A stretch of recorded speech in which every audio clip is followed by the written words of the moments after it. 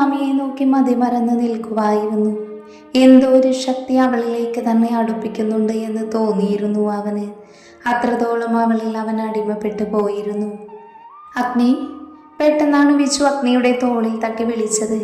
ആ നിമിഷം അഗ്നി പെട്ടെന്ന് നോട്ടം മാറ്റി വിച്ചുവിനെ തിരിഞ്ഞു നോക്കി. എന്താടാ? അത് തന്നെ ഞാനും ചോദിക്കുന്നേ. എന്താ? ഞാൻ കുറെ നേരമായി നിന്നോട് പറയുന്നത് വല്ലതും നീ കേൾക്കുന്നുണ്ടോടാ? അത് നീ എന്താ പറഞ്ഞേ? ഓ, ഇവനെ ഇന്ന് ഞാൻ വിച്ചു കുറച്ചത് ദേഷ്യത്തിൽ തന്നെയായിരുന്നു. ഞാൻ എത്ര നേരമായി പറയുക ഇന്ന് നമുക്ക് എന്തേലും പണി കിട്ടാൻ ചാൻസ് ഉണ്ടെന്ന്. നോക്കിയേ, ശ്രുതിയടക്കം എല്ലാത്തിൻ്റെയും മുഖത്തൊരു ശാന്തത. അപ്പോൾ എന്തോ പ്ലാൻ ചെയ്തിട്ടുണ്ട് അവര്, അതെനിക്ക് ഉറപ്പാ. ഓ, അതാണോ ഇത്ര വലിയ കാര്യം? അഗ്നി ഒന്ന് പുച്ഛിച്ചു എന്നിട്ട് പറഞ്ഞു, നമുക്ക് നോക്കാം എന്താണ് അവർ ചെയ്യാൻ പോകുന്നതെന്ന്. നീ എന്താ അഗ്നി നിസ്സാരമായി പറയുന്നേ? അഭിമോള്, അവൾക്കെന്തേലും പറ്റിയ? വിച്ചുവിൽ ആദ്യ നിറഞ്ഞു. അവൾക്ക് എന്തെങ്കിലും സംഭവിക്കണമെങ്കിൽ അതിനാദ്യം ഇല്ലാതാക്കേണ്ടത് അഗ്നിദേവാവണം. എന്നാലേ അവർക്ക് എൻ്റെ ആമയെ ഒന്ന് തൊടാൻ കഴിയുകയുള്ളൂ. അഗ്നി പല്ല് കടിച്ചുകൊണ്ട് പറഞ്ഞു, അതുപോട്ടെ, ഇന്ന് ഞാനേ ശിവനോട് വരാൻ പറഞ്ഞിട്ടുണ്ട്. ശിവൻ വിച്ചുവിൻ്റെയും അഗ്നിയുടെയും സുഹൃത്താണ്. ഇവർ 3 പേരും ഒരുമിച്ചാണ് സ്കൂൾ മുതൽ പഠിച്ചു വളർന്നത്. ഇവരുടെ ഗ്യാങ്ങിലേക്ക് വേറെ ആരെയും ചേർക്കില്ല. എന്തിനും ഏതിനും ഇവർ തന്നെ. ശിവ അവൻ്റെ അച്ഛൻ്റെ കമ്പനിയിൽ തന്നെയാണ് ജോലി ചെയ്യുന്നത്. അവൻ 1.5 മാസമായിട്ട് ഇവിടെ ഇല്ലായിരുന്നു. ബിസിനസ് ആവശ്യവുമായി അമേരിക്കയിലേക്ക് പോയതായിരുന്നു. അതുകൊണ്ട് തന്നെ പെട്ടെന്നുള്ള അഗ്നിയുടെ വിവാഹത്തിലും അവന് പങ്കെടുക്കാൻ പറ്റിയില്ല. വിച്ചു അഗ്നിയെ ഒന്ന് കൂളാക്കാൻ ശ്രമിച്ചുകൊണ്ട് പറഞ്ഞു. അത് കേട്ട് അഗ്നി വിച്ചുവിനെ ഒന്ന് നോക്കി. നീ എൻ്റെ കൈക്ക് പണിയുണ്ടാക്കുമല്ലേ? ഇത് അഗ്നി പറയാനൊരു കാരണമുണ്ട്. വിച്ചുവും ശിവയും ചേർന്ന വെറും ചളിയും പാരയുമാണ്. അതൊന്നും അഗ്നിക്ക് തീരെ ഇഷ്ടമില്ലാത്തത് കൊണ്ട് തന്നെ 2 പേർക്കും അവൻ്റെ വായിൽ നിന്ന് നന്നായിട്ട് കേൾക്കാറുമുണ്ട്. എന്താ ഇവിടെ ഒരു ചർച്ച? ദേ വന്നല്ലോ മഹാൻ. പുറകിൽ നിന്നും ശിവയുടെ ശബ്ദം കേട്ട് വിച്ചു തിരിഞ്ഞു നോക്കിക്കൊണ്ട് പറഞ്ഞു. കുറച്ച് ദിവസമായിട്ട് കാണാത്തതിൻ്റെ സ്നേഹപ്രകടനമെല്ലാം കഴിഞ്ഞു. അതിനുശേഷം ശിവ 2 പേരെയും ഒന്ന് ഇരുത്തി നോക്കി ചോദിച്ചു, അല്ലടാ, നിങ്ങൾ രണ്ടും ഞാൻ വന്നപ്പോൾ എന്തായിരുന്നു പ്ലാൻ ചെയ്തിരുന്നത്? നിന്നെ എങ്ങനെ തട്ടാമെന്ന് പ്ലാൻ ചെയ്യുമായിരുന്നു. അളിയ വിച്ചു, ഇങ്ങനൊരു തമാശ എൻ്റെ അച്ചാച്ചൻ പോലും പറഞ്ഞിട്ടില്ല. അതുകൊണ്ട് പൊന്നു മോനൊന്നടങ്ങ്. ഞാൻ വന്നതല്ലേ ഉള്ളൂ. നിനക്ക് ചളിയടിക്കാനുള്ള ടൈമേ ഞാൻ തരാമടാ. ഇപ്പം നീ ഒന്നടങ്ങ്. ശിവ നൈസായിട്ട് വിച്ചുവിനെ ഒന്ന് താങ്ങിക്കൊണ്ട് അഗ്നിക്ക് നേരെ തിരിഞ്ഞു. അത് വിട് അഗ്നി, നീ പറ, എന്തൊക്കെയാ വിശേഷം? എന്തോ നിന്റെ ഈ മുഖത്ത് ആരോടോ ദേഷ്യമുണ്ടല്ലോ. എന്താടാ പ്രശ്നം? എന്തെങ്കിലും പ്രശ്നമുണ്ടോ? ഞാനിന്ന് പോയപ്പോഴേക്കും എന്തൊക്കെയായി കൊച്ചു കേരളത്തിൽ നടന്നത്? നിന്റെ വിവാഹം കഴിഞ്ഞു. എന്നിട്ട് നിന്റെ പെണ്ണിനെ, അതായത് എൻ്റെ പെങ്ങൾ അബിയെവിടെ? അവളെ നീ കാണിച്ചു തന്നോടാ? എന്തൊക്കെയാ പൊന്നുമോനെ സംഭവിച്ചത്? അഗ്നിയുടെ പള്ളക്കിട്ടൊരു കുത്തുകൊടുത്ത് ശിവ പറഞ്ഞു നിർത്തി. എൻ്റെ ശിവ, അതിനു മാത്രമൊന്നും സംഭവിച്ചില്ല. ഇവൻ്റെ പെങ്ങളെ ഒന്ന് കെട്ടേണ്ടി വന്നു. അതിൻ്റെ സാഹചര്യം നിനക്കറിയാലോ. പിന്നെ ഞങ്ങളിപ്പോൾ പ്ലാൻ ചെയ്തത് എന്താന്നാ? ദാ അവിടെ നിൽക്കുന്ന അവളിൽ ഒരു കണ്ണു വേണം. ബാക്കിയുള്ളവരെ ഞങ്ങൾ നോക്കിക്കോളാം. ബാക്കിയൊക്കെ പിന്നെ പറയാം, ഓക്കെ? ശ്രുതിയെ നോക്കി അഗ്നി പറഞ്ഞു കൊടുത്തു. ആഹാ, ഇതാണോ താരം? എന്ന് നീ പേടിക്കേണ്ട. എൻ്റെ 2 കണ്ണും ഞാൻ ഇവൾക്കായി ഒഴിഞ്ഞു വെച്ചിരിക്കുവാണ് സുഹൃത്തെ. ശ്രുതിയെ നോക്കിക്കൊണ്ട് ശിവ പറഞ്ഞു. മോനെ, അതൊരു 1.5 മുതലാ. കണ്ണു കുത്തി പൊട്ടിക്കാതെ നോക്കിക്കോ. ബാക്കി ഒക്കെ നിന്റെ വിധി. അപ്പൊ ജോലി തുടങ്ങിക്കോ. ഓ, അത് ഞാൻ എപ്പോഴേ തുടങ്ങി. ഏട്ടാ, എന്ത് ലേറ്റായേ? പെട്ടെന്നാണ് അഗ്നിയുടെ അടുത്തേക്ക് അനു ഓടി വന്ന് ചോദിച്ചത്. അവൾക്ക് പിന്നിലായി ആമിയും ഉണ്ടായിരുന്നു. അഗ്നിയുടെ അടുത്തേക്ക് വന്നു നിന്ന് അനു വിച്ചുവിനെ ഒന്ന് നോക്കി. തന്നെ കയ്യിൽ കിട്ടിയ പപ്പടം പോലെ പൊടിച്ചു കളയുമെന്ന എക്സ്പ്രഷൻ ഇട്ട് നിൽപ്പാണ് കക്ഷി. അതുകൊണ്ട് അങ്ങോട്ട് നോക്കണ്ട എന്ന് കുട്ടി അങ്ങ് തീരുമാനിച്ചു. ഇത്തിരി തിരക്കായിരുന്നു മോളെ. എന്തായാലും വന്നില്ലേ? പൂജ തുടങ്ങിയില്ലല്ലോ. പക്ഷേ ഇവിടെ ഒരാളെ ആകെ പരിഭവം പരാതിയൊക്കെ ആയിരുന്നു ഇത്രയും നേരം. അനു പതിയെ ആമിയെ നോക്കി പറഞ്ഞു. അവൾ അനുവിൻ്റെ കയ്യിൽ കുഞ്ഞൊരു നുള്ളു കൊടുത്തു. ആ പിണക്കമൊക്കെ മാറ്റാൻ നിന്റെ ഏട്ടനറിയാമെടി. അതോർത്ത് നീ ടെൻഷൻ അടിക്കേണ്ട. ചെറുചിരിയോട് അനുവിനെ നോക്കി പറഞ്ഞു. ആമിയെ നോക്കി കുസൃതി നിറഞ്ഞ മുഖത്തോടെ കണ്ണുകൾ അടച്ച് കാണിച്ചു. ആകെ വെപ്രാളപ്പെട്ട അവൾ അവനെ നോക്കാതെ മുഖം മാറ്റി.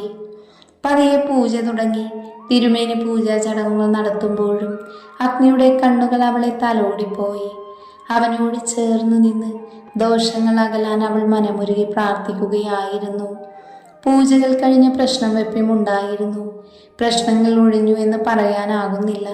ഇനിയും പ്രശ്നങ്ങൾ വരാനിരിക്കുന്നതേ ഉള്ളൂ. അതിപ്പോൾ ഈ നിമിഷം വേണമെങ്കിലും സംഭവിക്കാം.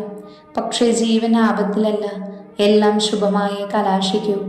ഇവിടുത്തെ പെൺകുട്ടിയുടെ ജാതകം ഞാൻ നോക്കിയിരുന്നു. വീണ്ടും ഒരു സംരക്ഷണ വലയത്തിനുള്ളിലാണിപ്പോൾ അവൾ ഉള്ളത്.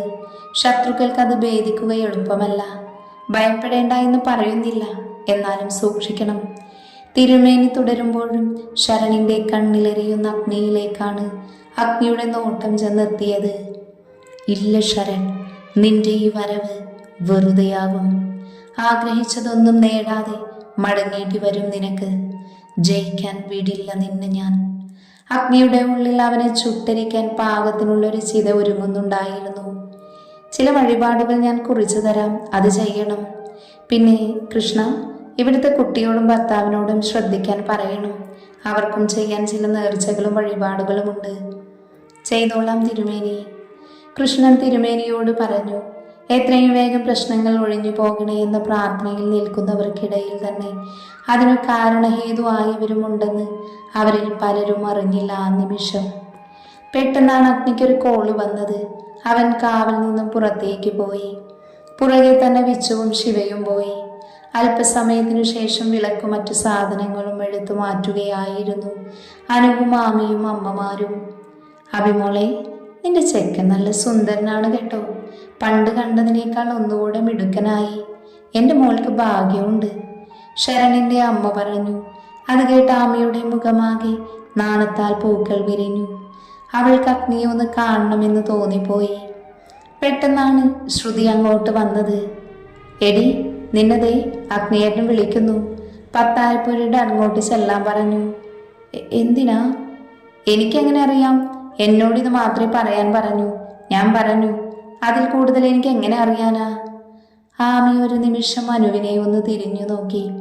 അമ്മമാരുടെ കൂടെ സഹായിക്കുന്ന അനുവിനെ നോക്കി അവൾ ശ്രുതിയോട് പറഞ്ഞു. ഞാൻ അനുവിനെയും കൂട്ടി പൊയ്ക്കോളാം. ഇതിപ്പോ കഴിയും. എന്തേ തിരക്ക് പിടിച്ച നിന്നെ അഗ്നിയേട്ടൻ അന്വേഷിച്ചത്? ഇനി അവൾ വരാൻ നോക്കി അവിടെ നിന്നോ? അയ്യോ, എന്ന് ഞാനിപ്പോ പൊയ്ക്കോളാം.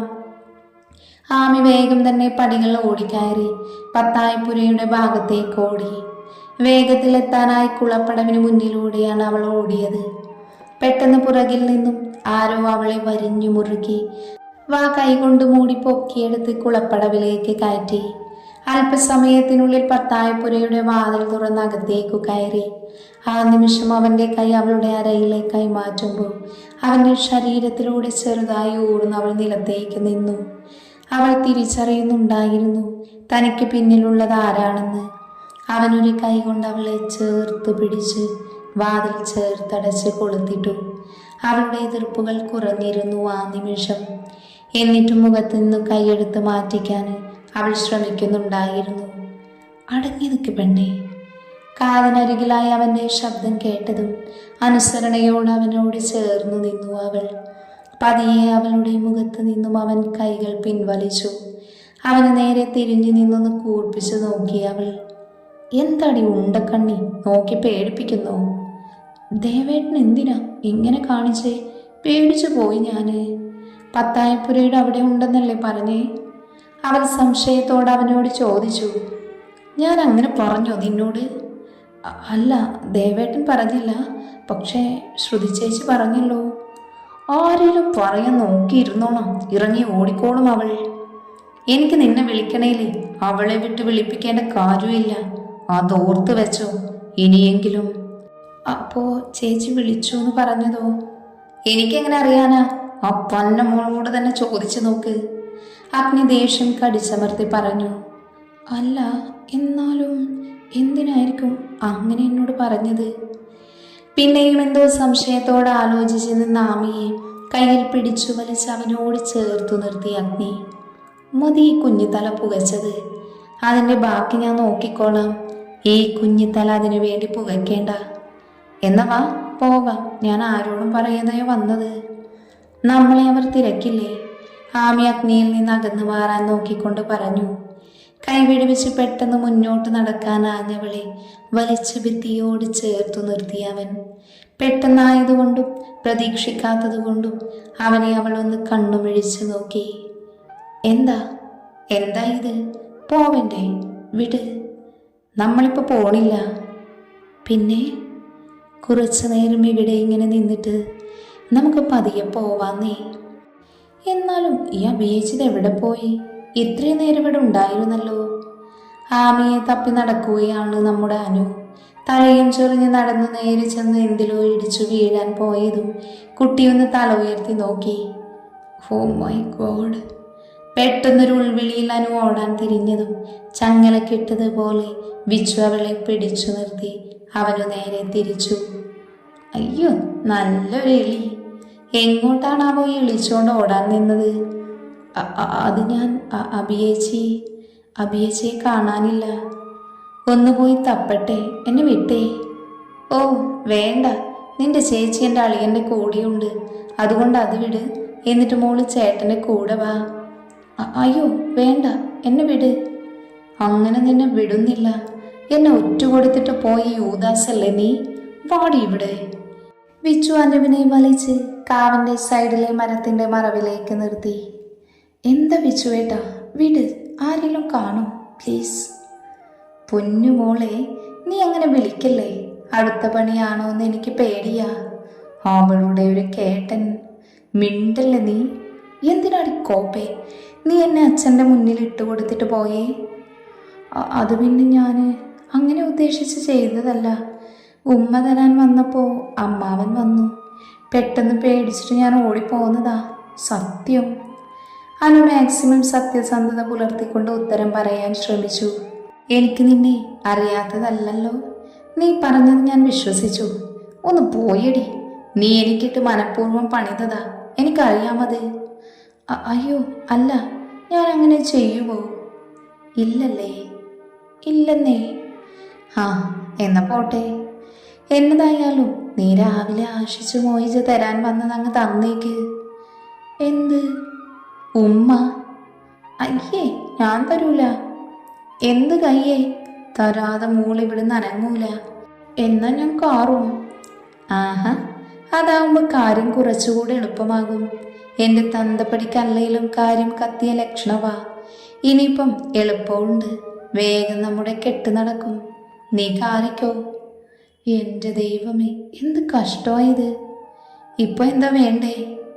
ഉമ്മ വേണം. ഷേ, ആരേലും കാണും വിച്ചുവേട്ടാ? വേണ്ട, പോരാഞ്ഞ് ഇത് കാവുമല്ലേ. ഒന്നുമില്ല പെണ്ണെ, ആരും കാണില്ല. നീ ഇങ്ങ് വാ. വിച്ചു അവളെ പതിയെ തൻ്റെ നെഞ്ചോടി ചേർത്ത് പിടിച്ചു. അവളുടെ നെറ്റിയിൽ അവൻ്റെ ആദരങ്ങളുടെ ചൂടറിഞ്ഞതും അവൾ ഒന്നുകൂടെ അവനോട് ചേർന്നു നിന്നു. പതിയെ വീണ്ടും അവൾക്കടുത്തേക്ക് ചേർന്ന് നിന്ന് അവളുടെ ആദരങ്ങളിലേക്ക് നീങ്ങിയതും വിച്ചു, ഡാ മോനെ. അയ്യോ അമ്മാവൻ. അനുവേഗം വിച്ചുവിനെ പിടിച്ചു പിന്നോട്ട് തള്ളി.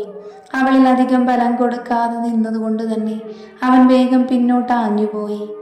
ഓടല്ലേ എന്ന് പറയാൻ നിന്നതിന് മുന്നേ അനു അവിടെ നിന്ന് ഓടിയിരുന്നു. കൃഷ്ണന്റെ മുന്നിലൂടെ ഓടി അവൾ വീടിനുള്ളിലേക്ക് പോയി. എന്ത് ചെയ്യണമെന്നറിയാതെ മരത്തിന്റെ പിറകിൽ നിന്ന് അനങ്ങാതെ അവൻ നിന്നുപോയി. പതിയെ തോളിൽ ആരോ കൈവെക്കുന്നത് അറിഞ്ഞതും എല്ലാം തീർന്നു എന്ന എക്സ്പ്രഷനോടെ അവൻ തിരിഞ്ഞു നോക്കി നന്നായി ഒന്ന് വിളിച്ചു കാണിച്ചു. മോനെ എന്ന് വിളിച്ച് എന്നെക്കൊണ്ട് നീ വേറെ വിളിപ്പിക്കല്ലേ. നിന്നോടല്ലേ ഞാൻ പറഞ്ഞേ ആ കൊച്ചിൻ്റെ അടുത്ത് കുരുത്തക്കേട് കൊണ്ട് പോവല്ലേ എന്ന്. കൃഷ്ണൻ വിച്ചുവിൻ്റെ ചെവി പിടിച്ച് നന്നായി ഒന്ന് കിഴുക്കി. അമ്മ അല്ല അച്ഛ, വിട്, വേദനിക്കുന്നു. പട്ടി മൂങ്ങുന്ന പോലെ മൂങ്ങാതടാ. ഇനി മേലാല കൊച്ചിനെ ശല്യം ചെയ്ത നിന്നെ പിന്നെ ഈ നാട്ടിൽ നിർത്തില്ല ഞാൻ, ഓർത്തോ. എനിക്ക് നീയും അഗ്നിയുടെയും ശാലിനിയുടെയും മുഖത്ത് നോക്കേണ്ടതാ, മറക്കണ്ട ഞാൻ പറഞ്ഞത്. നാട് കടത്തും നിന്നെ ഞാൻ പോകൂല, വിച്ചു പതിയെ പറഞ്ഞു. എന്തെങ്കിലും ഒഴിഞ്ഞോ? അല്ല, അനുസരിച്ചോളാമെന്ന് പറഞ്ഞതാ. ആ തിരുമേനിക്ക് പോകാൻ നേരമായി, കൊണ്ടുവിടണം, ഒന്ന് വന്നേ നീ. അത്രയും പറഞ്ഞ് കൃഷ്ണൻ വേഗത്തിൽ നടന്നു. എൻ്റെ ഒരു ഉമ്മയും കളഞ്ഞിട്ട് പോണ പോക്ക് കണ്ടോ? വിഷമമുണ്ട്, നല്ല വിഷമം. ചവിട്ടിത്തുള്ളി വിച്ചുവും പുറകെ വെച്ച് പിടിച്ചു. ഇതേ സമയം അഗ്നിയും ആമയും അവളുടെ മുഖമാകെ അവൻ്റെ കണ്ണുകൾ ഓടി നടന്നു. ചുമരിനോട് ചേർന്ന് നിൽക്കുന്നവരുടെ ഇരുവശവും കൈകൾ കൊത്തി അവളോട് ചേർന്ന് നിന്നു അവൻ. അഗ്നിയുടെ ശ്വാസം വന്ന് നെറ്റിയിൽ പതിയുന്നത് ആമ അറിയുന്നുണ്ടായിരുന്നു. കൂമ്പിയടിയാൻ വെമ്പുന്ന കണ്ണുകളെ അവൾ വാശിയോടെ തുറന്ന് പിടിച്ചു. പക്ഷേ എന്തുകൊണ്ടോ അവനെ നോക്കാൻ കഴിയുന്നുണ്ടായിരുന്നില്ല. എങ്ങു നിന്നോ മുഖത്തേക്ക് നാണത്തിന്റെ ചുവപ്പ് രാശി ഇരച്ചു കയറുന്നത് അവൾ അറിഞ്ഞു. അവനിൽ നിന്നും മറച്ചു പിടിക്കാൻ ശ്രമിച്ച മുഖം അവന്റെ ചൂണ്ടുവിരൽ അവളും നേരെ ഉയർത്തി. ആമി. കാറ്റുപോലെ അവന്റെ ശബ്ദം അവളെ തഴുകിപ്പോയി. ഒന്ന് വിളി കേൾക്കാൻ പോലും അവളെ കൊണ്ടായില്ല. ആമി, വാവേ. കാതിനരികിലേക്ക് മുഖം ചേർത്ത് വെച്ച് ഒന്നുകൂടെ അവൻ വിളിച്ചു. അറിയാതെ അവളിൽ നിന്നും ഒരു മൂളൽ ഉയർന്നു വന്നു. അവന്റെ കുർത്തയിൽ അവൾ വിരലുകൾ മുറുക്കെ ചുരുട്ടി പിടിച്ചു. അവൻ ഒന്നുകൂടെ കഴുത്തിലേക്ക് മുഖാമർത്തി വെച്ചു. അവൾ പെരുവിരൽ കുത്തി ഉയർന്നതും അവളുടെ അരക്കെട്ടിലൂടെ കൈകൾ ചുറ്റി അവളെ തൻ്റെ ഉടലിനോട് ചേർത്ത് വെച്ചിരുന്നു അഗ്നി. പതിയെ കഴുത്തിലേറ്റ ചുംബനത്തിൽ ആമി കണ്ണുകൾ ഇറുക്കെ അടച്ചു. വീണ്ടും അവൻ അവിടമാകെ ചുംബനങ്ങൾ കൊണ്ട് മൂടി. പതിയെ പല്ലും നാവും ചുംബനത്തിൽ സ്ഥാനം പിടിച്ചപ്പോൾ അവൾ അവനെ ഇറുക്കെ പുണർന്നു. അവൻ്റെ നെഞ്ചിലമർന്ന അവളുടെ മൃദുലമായ മാറിടങ്ങൾ രണ്ടുപേരുടെ ഉള്ളിലും ഒരു വിസ്ഫോടനം തന്നെ സൃഷ്ടിച്ചു. അവൻ്റെ കൈവിരലുകൾ അവളിലാകെ എന്തോ പരതി നടന്നു. ഇടുപ്പിലൂടെ ചുറ്റിവരിഞ്ഞ വലം കൈയ്യ് പതിയെ സാരിയുടെ വിടവിലൂടെ നഗ്നമായ അണിവയറിലേക്ക് ചേക്കേറി. അവിടമാകെ ഒന്ന് തഴുകിയവൻ ചൂണ്ടുവിരൽ കൊണ്ട് നാഭിച്ചുഴിക്ക് ചുറ്റും കളം വരച്ചു. കാറ്റുപോലും കടക്കാത്ത വിധം അവർ മുറുക്കെ പുണർന്നു നിന്നു. അവൻ്റെ പെരുവിരൽ അവളുടെ നാഭിച്ചുഴിക്ക് ആഴ്ന്നിറങ്ങിയതും അവൾ വികാരവേഷത്താൽ ഒന്നുയർന്നു പൊങ്ങി. അവളുടെ കണ്ണുകൾ പരൽമീനിനെ പോലെ പിടഞ്ഞുപോയി. സകല ശക്തിയും എടുത്ത് അവനെ തള്ളി മാറ്റി അവൾ നെഞ്ചിൽ കൈവച്ച് ആഞ്ഞു ശ്വാസമെടുത്തു. അവനിൽ കുറുമ്പ് നിറഞ്ഞൊരു ചിരി വിരിഞ്ഞു. മുന്നോട്ട് നടക്കാനാഞ്ഞവളുടെ തുമ്പുകെട്ടിയ മുടി അവൻ ഒറ്റ വലിക്കഴിച്ചു വിടർത്തിയിട്ടു. പതിയെ അടുത്തേക്ക് ചെന്ന് ആമി അഗ്നി ഇരു കൈകളിലും കോരിയെടുത്ത് ഏറ്റവും മുകളിലത്തെ വീതി കൂടിയ പടിയിലേക്ക് കിടത്തി അവൾക്ക് മുകളിലായി കൈകുത്തി നിന്നു. എങ്ങോട്ടാ പെണ്ണെ ഇങ്ങനെ ഓടുന്നേ? എത്ര ദൂരം നിനക്ക് എന്നിൽ നിന്ന് ഓടി ഒളിക്കാൻ പറ്റും? നിന്നെ ഈ വേഷത്തിൽ കണ്ടപ്പോൾ എനിക്കെന്താ തോന്നിയതെന്ന് അറിയണ്ടേ പെണ്ണെ നിനക്ക്? അത് നീ ഇപ്പോൾ അനുഭവിച്ച് തന്നെ അറിയും. അഗ്നി ഒത്തിരി പ്രണയത്തോടെ ആർദ്രമായി പറഞ്ഞു. അവൾ അവനെ തന്നെ നോക്കിക്കിടന്നതല്ലാതെ ഒന്നും പറഞ്ഞില്ല. അവൻ അവളുടെ മുടിയിലൂടെ വലം കൈ ഓടിച്ചു. കഴുത്തിൽ മുഖം പൂഴ്ത്തി വെച്ച് അവളുടെ നീണ്ട ചുരുൾമുടിയുടെ ഗന്ധം ആവോളം ആസ്വദിച്ചു. പതിയെ ഉയർന്നു വന്ന അവളുടെ കാതോരം നിന്ന് പതിയെ ഇടം കാതിനെ ഒന്ന് കടിച്ചു നുണഞ്ഞു. നിനക്ക് വല്ലാത്ത ഒരഴകാണ് മുടിയഴിച്ചിടുമ്പോൾ. ഒരാണിനെ മോഹിപ്പിക്കാൻ പറ്റുന്ന അഴകുണ്ട് പെണ്ണെ. ഇതിങ്ങനെ അഴിഞ്ഞു കിടക്കുമ്പോൾ ഓടി വന്ന് ഈ കഴുത്തിടുക്കിൽ മുഖം പൊഴുത്താൻ തോന്നും. അവിടെ ചുംബിച്ച് നുണയാൻ തോന്നും. പിന്നെ വേറെന്തൊക്കെയോ ചെയ്യാൻ തോന്നും. എന്ത് മണമാണ് ആമി നിന്നെ, എന്നെ മൊത്ത പിടിപ്പിക്കുന്ന മണം. അവൻ്റെ ശബ്ദത്തിലെ വശ്യതയും ആ വാക്കുകളും അവളിൽ തീർത്ത വിറയിൽ അവൻ്റെ ശരീരത്തിനറിയാൻ കഴിയുന്നുണ്ടായിരുന്നു. തൊണ്ട വറ്റി വരളുന്ന പോലെ തോന്നിയവൾക്ക് അവൻ അവളുടെ നീണ്ട ശംഖ് പോൽ മനോഹരമായ കഴുത്തിൽ നാവ് കൊണ്ട് ചുഴറ്റി ചുംബിച്ചു. ശേഷം ആവേശത്തോടെ അവളുടെ ആദരങ്ങളിൽ അമർത്തി ചുംബിച്ചു. അവൾ അവനെ അവളിലേക്ക് ചേർത്ത് പിടിച്ചു. അഗ്നിക്ക് അവളുടെ ആദരങ്ങളെ വലിച്ചു നുണയാനും അത്രയേറെ ആഗ്രഹം തോന്നി. അവൻ പതിയെ നാവുകൾ കൊണ്ട് കീഴ്ചുണ്ടിനെ അമർത്തി തടവിയതും അവളുടെ ആദരം വിടർന്നു വന്നു. തേൻ നുകരുന്ന വണ്ടിനെ പോലെ അവൻ അവളുടെ ഇരുതലങ്ങളിലും ചുംബിച്ചുണർത്തി. അവൻ്റെ കൈ അവളുടെ സാരിയെ താഴേക്ക് പിടിച്ചു വലിച്ച് അവളുമാകെ തലോടിക്കൊണ്ടിരുന്നു. താൻ തളർന്നു പോകുന്നത് ആമയ്ക്ക് ആ നിമിഷം അറിയുന്നുണ്ടായിരുന്നു. പതിയെ അവൻ്റെ വലം കൈ അവളുടെ മാറിലേക്ക് ഇഴഞ്ഞു നീങ്ങുന്നത് ഒരു വിറയലോട് അവൾക്കറിയാൻ സാധിച്ചു. എതിർക്കുവാനോ തള്ളി മാറ്റുവാനോ അവളെ കൊണ്ട് കഴിയുന്നുണ്ടായിരുന്നില്ല. അത്രത്തോളം അവനിൽ അവൾ അടിമപ്പെട്ടു പോയിരുന്നു. അവൻ്റെ ശക്തമായ കരങ്ങൾ അവളുടെ മൃദുലമായ മാറിൽ അമർന്നതും അവളൊന്ന് ശക്തിയിൽ പിടഞ്ഞു. അവൻ പതിയെ അവൻ്റെ നാവ് കൊണ്ട് അവളുടെ നാവിനെ തഴുകി. അവളാകെ വിയർത്ത് കുളിച്ചു. കുതിരാൻ ശ്രമിക്കുന്നവളിലേക്ക് തൻ്റെ ശരീരഭാരം ഇറക്കി വെച്ചവൻ അവളുടെ നാവിനെ തലോടി ചുംബിച്ചു. ഏറെ ചുംബിച്ചും ലാളിച്ചും തളർന്നു പോയ അവളുടെ അതരങ്ങളെ ഒന്നുകൂടെ അമർത്തി ചുംബിച്ചവൻ അവളെ ഒന്ന് നോക്കി. കണ്ണുകളിലെ ലാസ്യഭാവം അവനെ കൊല്ലാതെ കൊല്ലുന്നുണ്ടായിരുന്നു. അവൻ്റെ ചുംബനം അവളെ എത്രത്തോളം തരളിതയാക്കിയെന്ന് അവൻ നോക്കി കാണുകയായിരുന്നു. അവനിൽ കൊതിയായിരുന്നു. അവനിലെ ആണിനെ മോഹിപ്പിക്കുന്ന അവളുടെ അഴകിനോട്. വീണ്ടും കഴുത്തിടുക്കിലേക്ക് മുഖം പൂഴ്ത്തി അവിടെ തെളിഞ്ഞു നിന്ന് നീല ഞരമ്പിൽ അവൻ പല്ലുകൾ ആഴ്ത്തി. ദേവേട്ട, അവൾ അറിയാതെ വിളിച്ചുപോയി. അവൻ വേദനയ്ക്ക് മരുന്നെന്നോണം നാവിനാൽ തഴുകി അവിടമാകെ ചുംബിച്ചു. വിരിഞ്ഞു നിൽക്കുന്ന ഇല്ലാഞ്ഞ പൂവിൻ്റെ ഗന്ധം നിറഞ്ഞ കാറ്റ് അവരെ തഴുകിപ്പോയിരുന്നു. അവനെ വല്ലാതെ മത്തു പിടിപ്പിക്കുന്നുണ്ടായിരുന്നു ആ അവസ്ഥ. വീണ്ടും വീണ്ടും അവളിലേക്ക് ചേർന്ന് പോയി അവൻ പതിയെ അവളോടായി പറഞ്ഞു, ആമി പെണ്ണെ, അടങ്ങാത്ത പ്രണയം തോന്നുന്നു നിന്നോട്. ഈ അഗ്നിദേവിൻ്റെ ആത്മാവിൽ തൊട്ടറിഞ്ഞ പ്രണയം, നീ അത് താങ്ങുമോ പെണ്ണെ? എനിക്കതൊഴുക്കിവിടാൻ തോന്നുന്നു പെണ്ണെ. നിന്നിലേക്ക് മാത്രമായി ഞാൻ ചുരുങ്ങിപ്പോകുന്നു ആമി. ഇനിയും പിടിച്ചു നിൽക്കാൻ എന്നെക്കൊണ്ട് കഴിയുന്നില്ല ആമി. അത്രത്തോളം നിന്നിൽ മാത്രമായി ഈ അഗ്നിദേവ് വലിഞ്ഞു ചേർന്നിരിക്കുന്നു. അവൻ്റെ ഓരോ വാക്കും ആമിയെ വല്ലാതെ തളർത്തിക്കൊണ്ടിരുന്നു.